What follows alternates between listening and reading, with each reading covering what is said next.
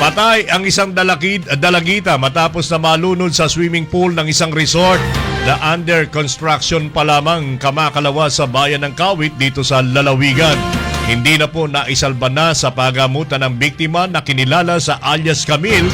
Ayon sa investigasyon ng pulisya, alas 6:10 ng gabi nang maganap ang insidente sa Chloe Ruiz Miguel Resort. Ayon na rin sa pool owner na si Jose Gatdula, kinumpirma nito na kasalukuyan pang itinatayo at sarado pa sa publiko ang kanyang resort. Bumisita umano rito ang biktima at kanyang pamilya noong Abril 18 para sa kanilang family reunion at isa rito ay dating empleyado ng may-ari ng resort.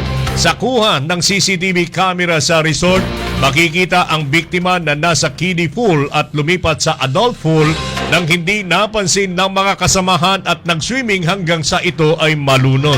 Tinangkapang i-revive ang dalagita ng kanyang tiyuhin bago dinala sa pagamutan, subalit idineklara ng dead on arrival.